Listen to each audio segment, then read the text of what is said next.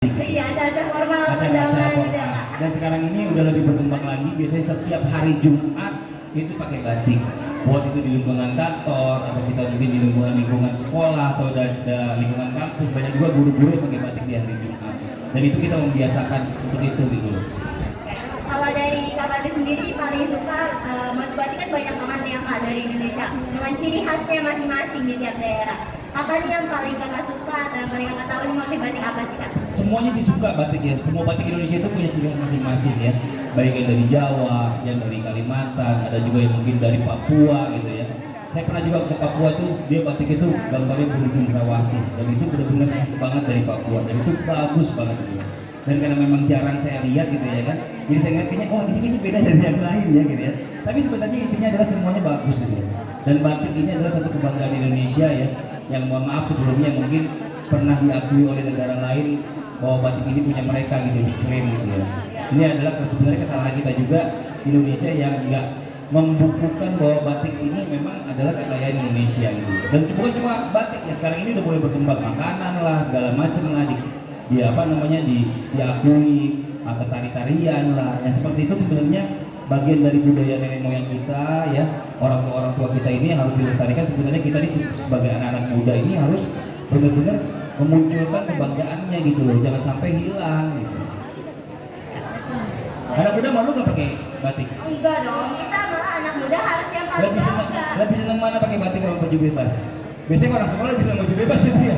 Pakai baju batik hari Jumat tuh. Pas kira dulu, baju bebas sebenarnya gitu ya.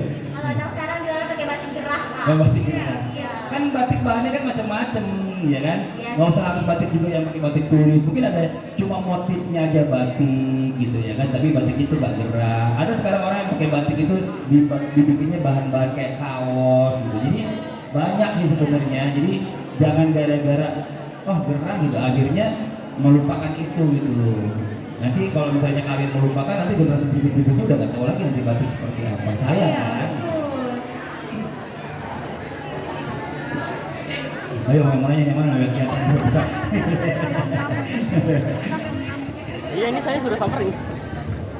Itu kan seperti yang kakak jelasin itu termasuk usaha kita supaya tetap bisa melestarikan budaya batik ya kan Indonesia ini.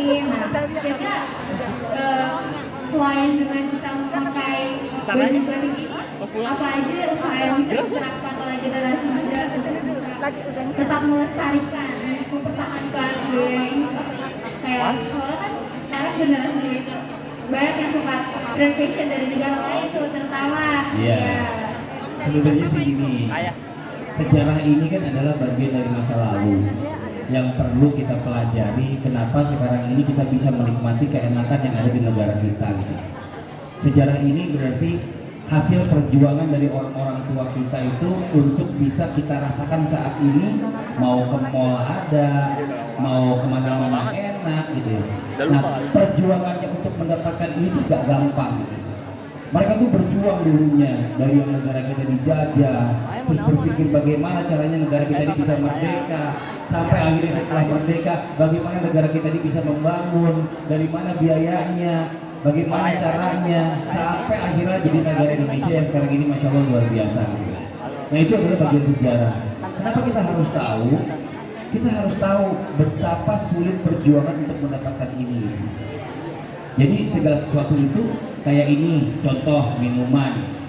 Mungkin orang melihat minuman ini ya udah minuman dalam botol aja gitu. Begitulah dengan negara sekarang ini ya seperti ini gitu loh. Negara yang udah bagus gitu. Tapi sebelum jadi minuman ini ya kan, air ini diambil di tempat yang benar-benar kita nggak tahu jauhnya di mana nih kira-kira. Karena diperiksa dulu setelah dia dapat air, diperiksa dulu kira-kira air ini diminum berbahaya atau enggak sama orang. Setelah dilihat udah oke, diangkut dari sana ke tempat untuk ke pengemasan tempat. Nah kemasan ini pun dibuat gitu ya kan, dari biji plastik apa segala macam dijadikan sebuah botol, baru dimasukin air, setelah itu dilabel baru dijual. Nah inilah yang perlu kadang-kadang kita ini semua buat teman-teman ya, adik-adik semuanya dan juga bapak ibu-ibu, kita ini banyak yang suka melupakan sejarah-sejarah lama gitu. Dan akhirnya karena dilupakan, generasi kita berikutnya akhirnya nggak tahu sama sekali. Nah kayak sekarang mungkin udah masuk bulan Maulid ya, Masya Allah ya bulan Maulid. Kenapa sih diadakan Maulid Nabi gitu? Maulid Nabi itu adalah sebenarnya kayak kita ini biar kita kenal Nabi kita, biar kita jadi cinta sama Nabi kita gitu. Kalau kita gak kenal Nabi kita gak tahu Nabi kita seperti apa, gimana mau timbul rasa cinta? Begitu juga dengan apa yang dikaitkan dengan sejarah. Gimana kita mau kenal Indonesia? Gimana kita mau cinta sama Indonesia kalau kita gak kenal sejarahnya bisa terjadi di Indonesia? Oh ternyata perjuangannya luar biasa, perjuangan Nabi luar biasa. Ya gitu ya, anak-anak sekarang ini udah semuanya nggak usah lupain batik, lupain segala macam. Padahal itu semuanya perjuangan-perjuangannya supaya bisa bikin Indonesia itu jadi sekarang gitu. Bangunan seperti juga dengan Maulid Nabi bisa Islam jadi sekarang gitu loh. Jadi Masya Allah luar biasa gitu loh. Hampir sama lah kurang lebih relevansi seperti itu. Kan ada pepatah juga Ini pakai saya ya supaya jangan sekali-kali melupakan sejarah. Iya, itu kata-katanya Bung Karno. Iya. Iya. Jadi ngerti kan? Ngerti banget dong. Ini yang lain mana? Ngerti tuh Pak, masih pada batik semua kayaknya nih. Oh, lagi pada serius batik ini. Karena kayaknya dinilai batiknya. Itu jadi tambahan untuk nilai seni budaya. Oh iya, beda.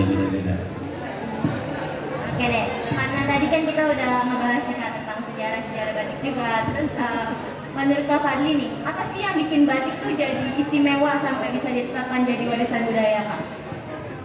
Batik itu jadi istimewa karena di negara-negara lain kalau kita perhatikan nggak ada yang sedetail batik. Batik itu memang yang dibuat di Indonesia.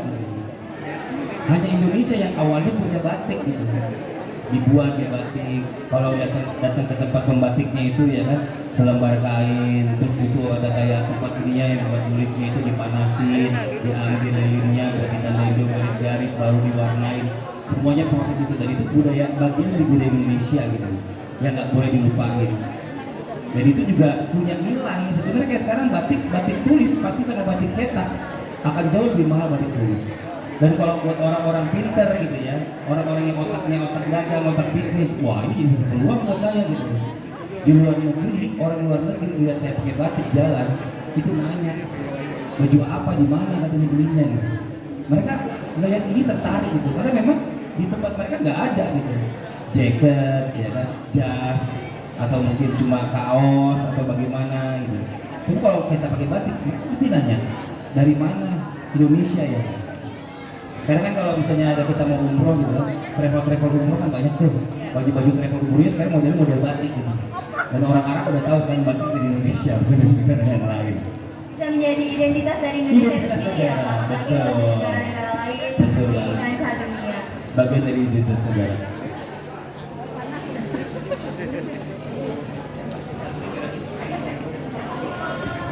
Oke deh. Ya, mungkin ada pertanyaan lagi. Buat tuh vitamin D. Habis pertanyaannya. Masih banyak.